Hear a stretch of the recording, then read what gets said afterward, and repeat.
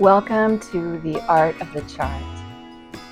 So on August 27th or 28th, depending upon where you live, we have a lunar eclipse in Pisces, one final echo of the Virgo-Pisces nodal story, even as the Leo Aquarius chapter begins for the next 18 months. As we look at the Pisces-Virgo axis, we see that Pisces and Virgo represent two very different ways of understanding reality. Virgo delineates, Pisces unifies. Virgo wants facts, precision, discernment, and practical solutions, while Pisces looks towards meaning, compassion, imagination, and the larger whole. And of course, we need both. Pisces without Virgo can become confused, overwhelmed, escapist, or unable to distinguish intuition from fantasy. Virgo without Pisces can be hypercritical, anxious, controlling, or so focused on identifying what's wrong that it loses sight of the humanity involved.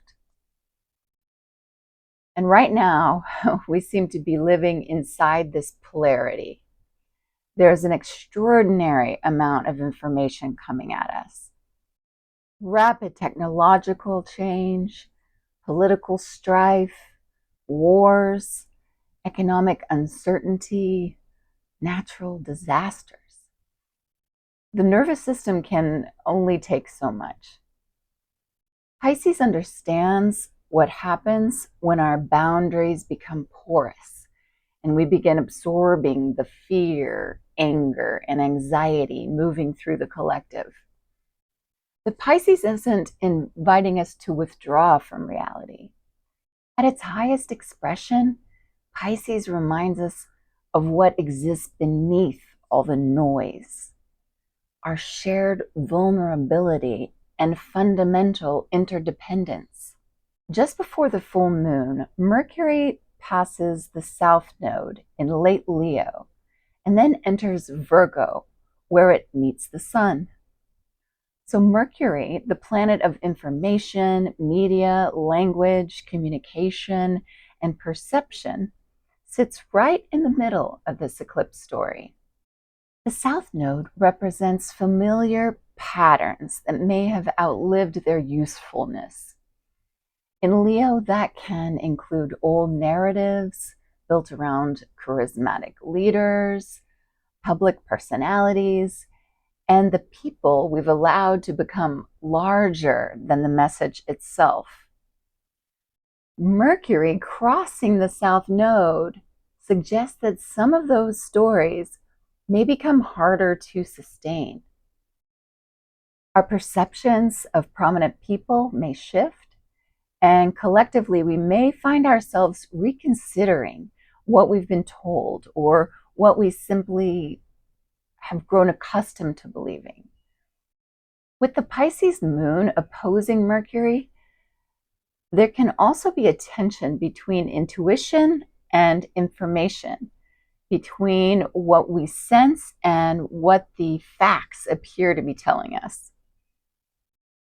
Then we have Uranus. Uranus in Gemini forms a mutable T-square with the Pisces moon and the Sun-Mercury conjunction in Virgo.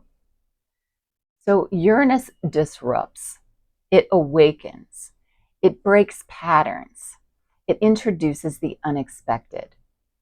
Traditionally associated with shocks, lightning bolts, and sudden upheaval, Uranus certainly carries an unpredictable quality. In Gemini, it is beginning a much longer transformation of communication, media, technology, and the way ideas move through society. With Mercury square Uranus around the eclipse, something could suddenly change the conversation. A revelation, a document, a shocking headline, a piece of information that causes people to reinterpret something they thought they understood. This doesn't guarantee that some enormous secret will suddenly be exposed, but symbolically, the potential for disruption to an existing narrative is strong. And because Mercury has just crossed the South Node, there may be something beneficial in that release. Sometimes an old story has to destabilize before we can finally move beyond it. Around the last solar eclipse, Mars was squaring Neptune, which may have brought fatigue, uncertainty, or the feeling that your energy was hard to access. Mars wants to move, but Neptune can blur the direction. Now, around this lunar eclipse, Mars is moving toward a square with Saturn. So Mars wants action, Saturn imposes limits. So instead of moving through fog, as we were with Neptune, it may feel more like moving through mud. That can be frustrating, but Saturn challenges Mars to become more deliberate. Less force, more strategy, more patience. In an already emotionally charged eclipse, this is a reminder that sometimes strength means conserving your energy, adjusting your approach, and focusing on one step at a time. The Sabian symbol for this eclipse is a church bazaar. A church bazaar is fundamentally about community. People gather and bring what they have: food, time, creativity, labor. Individual contributions become part of something larger. That feels profoundly Piscean. You're always part of larger circles, from family and community to humanity itself.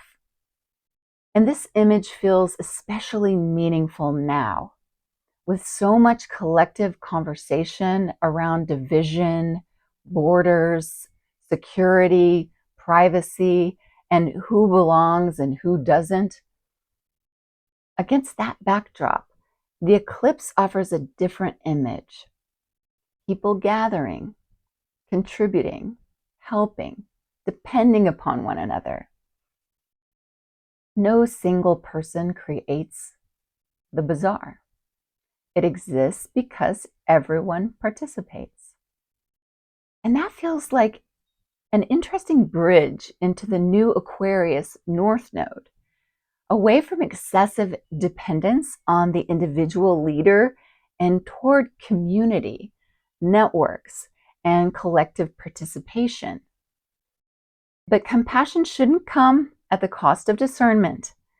That's what Virgo reminds us. Virgo looks carefully, checks the facts, pays attention to what actually works. Pisces simply says, don't lose your heart while you're doing it. That's the medicine of this eclipse. Not Pisces instead of Virgo, Pisces with Virgo. Compassion with discernment. Chaotic times can push us toward extremes. We can become overwhelmed by everything happening, or protect ourselves by becoming harder, more cynical, and less capable of feeling. Neither extreme is sustainable. To personalize this eclipse, find 5 degrees Pisces in your birth chart. The houses containing the Pisces-Virgo axis describe the area of life where something may be emotionally culminating, releasing, or becoming clearer. Then look to 5 degrees Gemini, where Uranus introduces disruption, awakening, or an unexpected change in perspective. The house position gives you more information about where that message may be coming from. Perhaps it's emerging through the deep intuition of the 12th house, through a relationship in the 7th, or through a conversation in your everyday environment. If you have planets or angles in the early degrees of Pisces, Virgo, Gemini, or Sagittarius, this eclipse may feel especially personal. If you'd like help understanding your own chart in greater depth, or how the current skies are speaking through your personal astrology, I offer evolutionary astrology readings where we explore your patterns and what's calling you forward. You can find the links below or visit kimpowellart.com. So in closing, I think the 10,000-foot view of this Pisces eclipse highlights a world undergoing enormous change. Politics, technology, military might, media, all of these forces can make us feel small or powerless. But Pisces understands that feeling, the sense of being one drop in an enormous ocean. But the ocean exists because of every drop within it. The same is true of the collective. Compassion begins with individuals. Awareness begins with individuals. And when enough individuals embody those qualities, the larger field begins to change. That's what I love about the image of the Church Bazaar. There is nothing grandiose about it. People simply show up with what they have, and together they create something that none of them could create alone. Maybe that's exactly the reminder we need during times that can feel chaotic and deeply divided. To see clearly without becoming hardened. To stay sensitive without becoming overwhelmed. To pay attention when new information changes an old story. And to remember that even in uncertain times, we're still part of something larger than ourselves.